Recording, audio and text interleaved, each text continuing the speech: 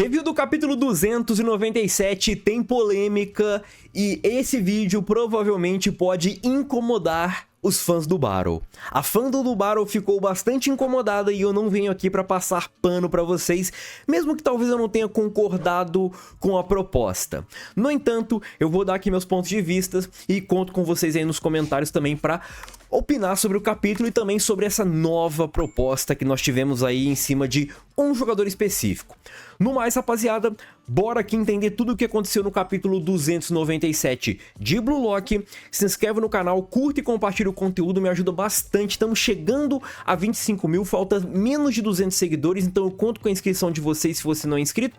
E também conto com o apoio da galera que já é inscrita, já faz parte do time.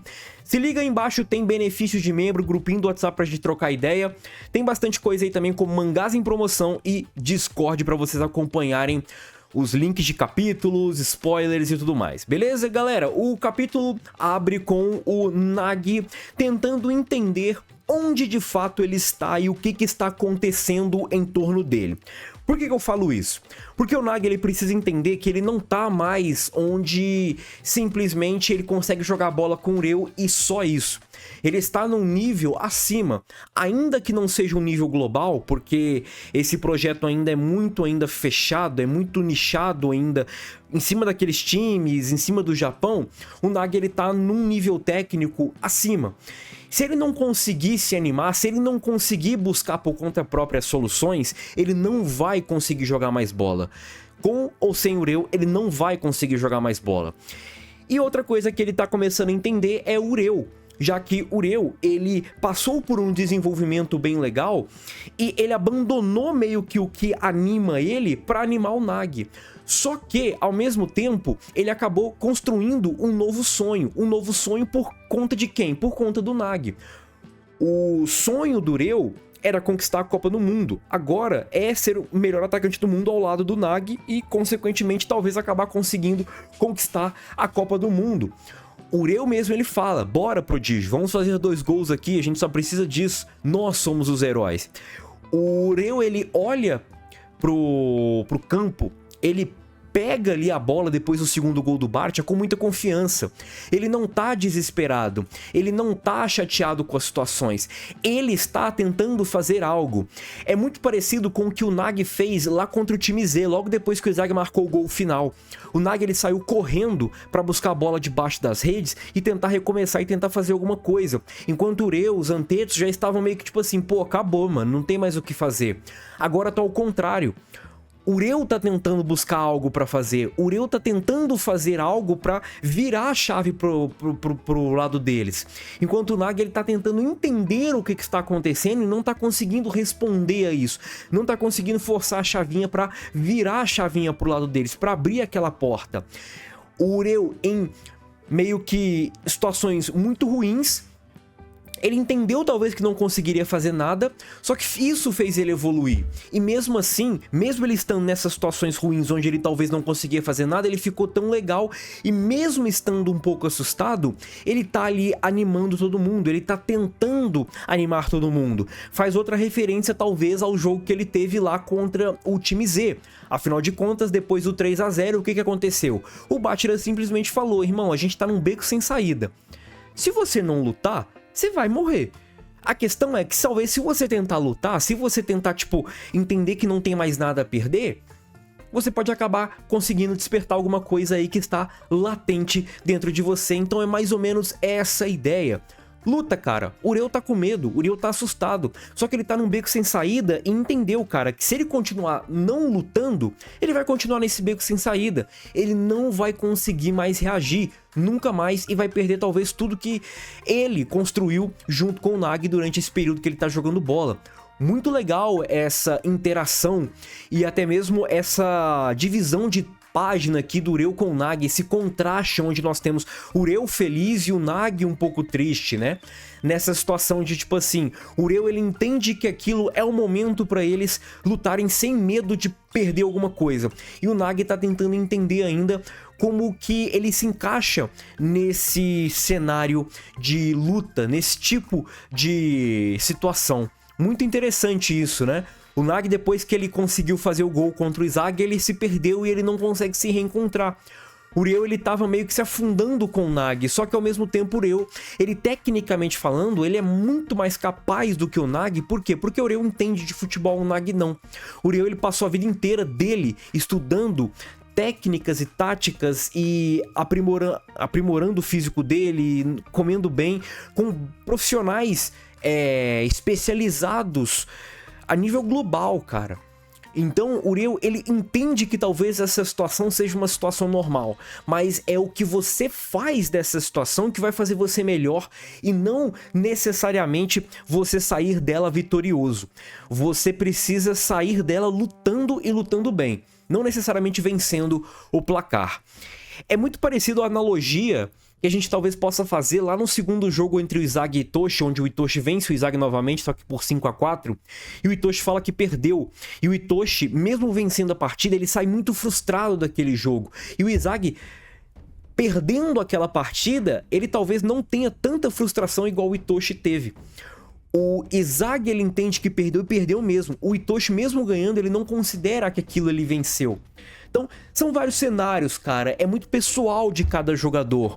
Só que, por exemplo, o Rin sair daquele jogo sentindo que foi derrotado, ele entende o que aconteceu e ele entende que vai precisar melhorar. Ele entende que talvez tenha chegado num teto ou tenha chegado um camarada que tá chegando perto dele. Se ele não melhorar, se ele continuar meio que estagnado ou desanimado, ou ele desanimar, ele não vai conseguir mais competir com esses camaradas que estão vindo ali por trás e chegando para assumir a dianteira. O Nag é isso, ele assumiu ali o objetivo dele, ele colocou todas as forças no objetivo dele e no pós-objetivo, depois que ele conquistou esse objetivo, ele não tem mais força para fazer nada. O Uriel tá mostrando que talvez as coisas não funcionem desse jeito, ou ele tá mostrando talvez como lutar, mesmo com medo, mesmo sem forças para progredir. O Uriel tá mostrando isso para ele. Então a ideia do Nag é, se o Uriel ficar animado, eu vou tentar ficar animado também. Agora a gente muda um pouco a chavinha e vamos pro Izag. O Izag tá tentando entender como que essa experiência de êxtase faz dele meio que um jogador que consiga criar uma fórmula. Essa experiência pode meio que ter a fórmula própria. E por que que isso acontece? Porque quando ele tem objetivos claros de vencer ou superar alguém, ele meio que consegue transformar aquilo em lógica e fazer com que essa lógica se torne real. E de acordo com todo esse processo de cálculos e visão de jogo e mentalidade, pensamento do jogo e tudo mais, tudo que o Izag construiu, aquela parada das mentalidades, ego e tudo mais, vai fazer com que o Izag crie uma fórmula, e essa fórmula acaba se tornando real quando ele começa a ter um objetivo claro em mente, e isso que anima ele. Tudo isso faz com que ele consiga melhorar os resultados de bola, seja mais técnico, consiga ser mais eficaz nas técnicas dele, ou seja, ele consegue ser um jogador mais técnico, vamos dizer assim, passar a bola melhor, ler o jogo melhor e até mesmo reproduzir de forma mais eficaz as armas que ele tem, como por exemplo o chute direto, seja de direita, seja de esquerda, ou até mesmo aquele chute que ele faz o voleio das duas armas. É mais ou menos o que eu falei em live ontem, quando perguntaram sobre a possível evolução do Izag. Eu acredito que a gente não vai meio que fugir muito do que nós já temos. A questão é que essas habilidades que nós já temos, que exige e demanda do jogador pensar demais, serão habilidades que mais pra frente o jogador vai fazer isso num piscar de olhos, num estalar de dedos. O Izag, ele entende que a cada jogador que ele supera, a cada barreira que ele passa e a cada partida que ele consegue de fato vencer, ele vai melhorando as habilidades dele. E essas habilidades eu acredito que tem a ver com físico, com velocidade, com inteligência, passe, chute, técnica, defesa, tudo. Porque a ideia é os adversários melhorarem a cada partida. Porque isso é a ideia de um roteiro de um Battle Shonen, tá? Porque Blue Lock é um Battle Shonen, rapaziada. Agora o Izag, ele entendeu isso. A questão é que talvez ele não consiga reproduzir esse ânimo.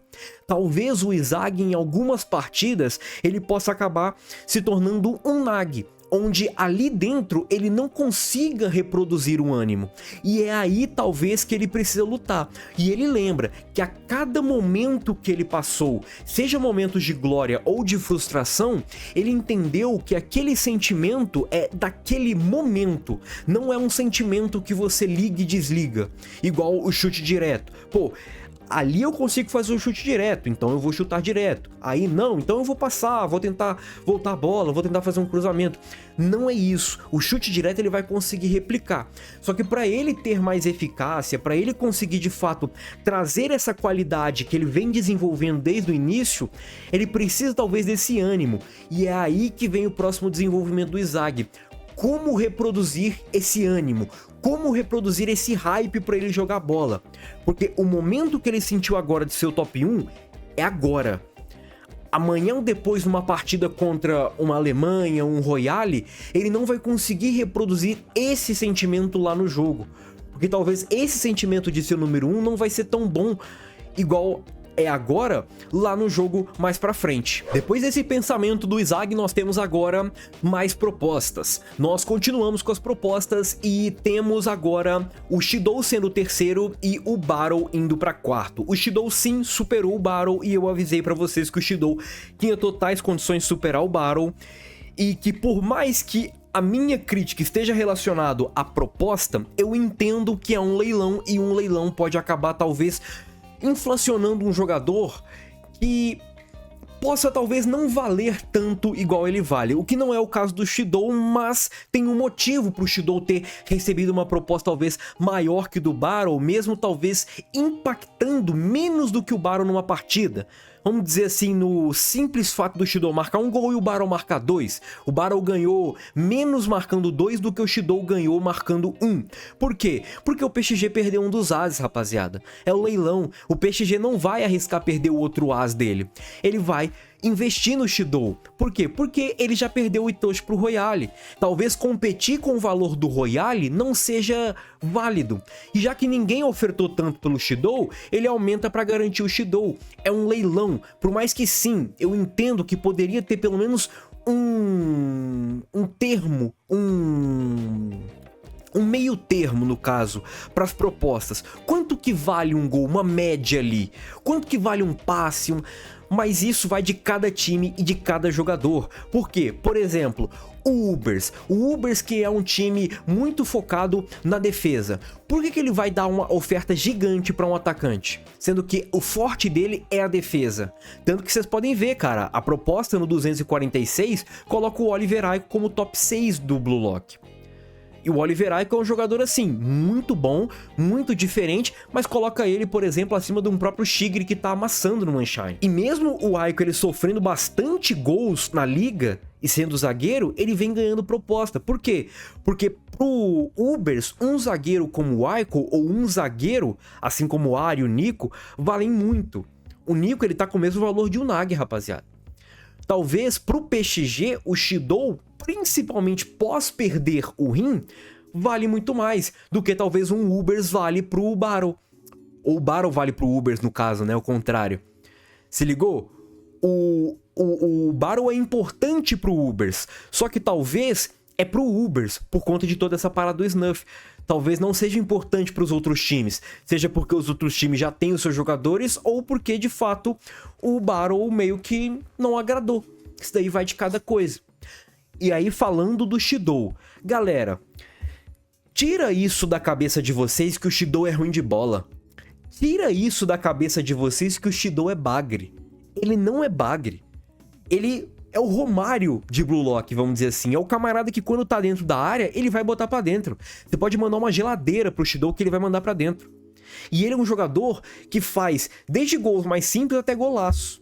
Ele responde e reage aos principais armadores. Tanto que o Sai escolheu ele. E outra coisa, vale pontuar. Lá no começo da preparação pro jogo entre Blue Lock Eleven e Sub-20, o Ego tava pensando em usar o Shidou para a função que ele usou o Battle. Só que ele usou o Battle por quê? Porque o Shidou não foi escalado pelo time do Blue Lock Eleven, foi para a seleção japonesa. O Coringa que o Battle foi era para ter sido o Shidou. Ah, Rodrigo, mas o Battle ele entrou no lugar do Otoya, né? Porque não ia tirar o Rin, né, rapaziada? O Shidou só iria entrar ali, o Rin só iria sair se fosse o Shidou no banco. Porque o Rin é a principal espinha dorsal do time. Os dois eram, Shidou e o Rin. Só que um seria um Coringa e o outro entraria titular porque o outro reage melhor. E naquele momento o Barrow só entrou de Coringa porque o Shidou não foi escalado pelo Blue Lock Eleven. Porque ele foi escolhido pelo Sai. Se ligou? Galera, o Shidou não é bagre de bola, gente. Tira isso da cabeça de vocês. O Shidou, ele está onde talvez ele deveria estar mesmo, porque ele é muito bom de bola, cara. Eu concordo ou eu gostei dessas propostas? Não curti, porque eu acho que o desenvolvimento do Barrow foi um desenvolvimento legal. Mas achar que o Shidou não merece estar onde ele está, aí eu não concordo também com vocês. Porque eu acho que o Shidou é muito bom jogador, é muito impactante dentro de campo, e ele que começou a responder às últimas cartadas do Bastard, que foi a união do Kaiser com o Izag. Foi ele, não o Itoshi. Então ele, que só bota a bola pro gol, que só sabe fazer gol, foi ele que respondeu tecnicamente falando no coletivo. O camarada que não tinha reação química com ninguém. Foi ele que respondeu. Então tomem muito cuidado com o que vocês acham do Shidou. Vocês subestimam demais o Shidou Ryusei. E ele não é um jogador para ser subestimado. Beleza? Agora mudamos aqui e vamos para a partida do Manshine com o Bartia, que recomeça após o segundo gol do Bartia, que foi marcado pelo Otoya. O Nagi, ele tá ali ainda tentando entender o que ele pode fazer para auxiliar o Reu. Ele tá tentando ali ainda entender o que ele pode fazer para melhorar a dinâmica deles em campo e até mesmo ser útil dentro de campo. Ele talvez vai ser o Nagi que o Reu quer que ele seja. O Nagi, ele tá com a bola, ele consegue passar pelos marcadores e quando chega o momento de chutar, ele começa a hesitar e quando ele hesita, ele é surpreendido pelo Lavinho que rouba a bola dele e o Nagi, ele entende que se ele obtiver sucesso nesse roubo de bola, acabou, o contra-ataque do Bartia vai ser letal, mas Lavinho também é surpreendido pelo Chris Prince e o Chris Prince, ele entende que é pro futuro que ele vai fazer essa jogada. O Chris Prince, ele é um jogador que, assim como o Lavinho, ele entrou para marcar gols contra o Bastard. Depois disso, a gente não viu muito de fato o que aconteceu, mas de fato são jogadores ali, ou mestres que entraram para marcar os gols, para brilhar por conta própria, diferente do Snuff, do Loki, do Noel, que entraram para auxiliar os seus jogadores. O Chris e o Lavinho, eles entraram para brilhar por conta própria. Agora, o Chris, ele entende que não. Ele entende que o papel dele não é brilhar por conta própria, e sim ele fazer uma jogada, auxiliar os seus meninos. E o próprio Chris, ele fala, não acabou ainda, Manshine. E quando ele começa a driblar, o Nagi entende que ele simplesmente ignorou o Nagi, que era algo que não estava acontecendo, já que o Nagi era o queridinho do Chris Prince.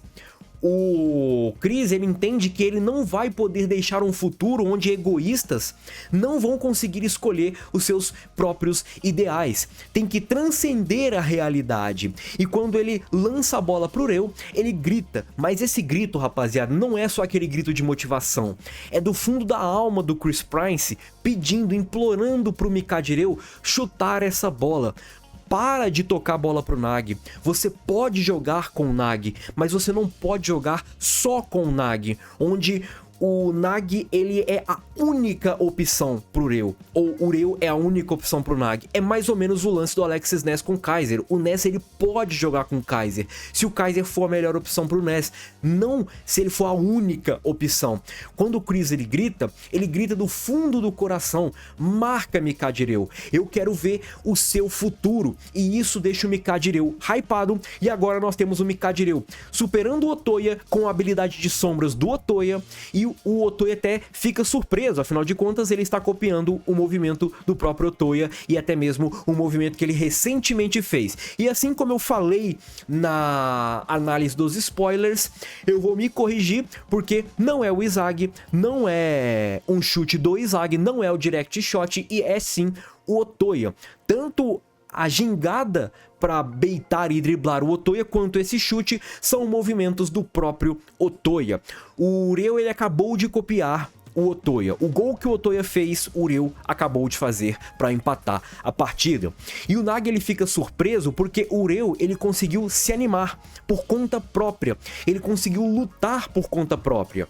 E o tempo dos mestres acabou. Lavinho e Chris Price tiveram que sair de campo. E o Ureu, algo que me incomodou foi ele ter pedido desculpas pro Nagi. Por que ele pediu desculpas pro Nagi, irmão? Você tava cara a cara com o goleiro, você recebeu um passe do seu mestre, do cara que manda no time. Você vai pedir desculpa? Não, tem que chutar, tem que fazer gol. E acabou. Esse é o problema do Ureu. E agora entra o Nagi.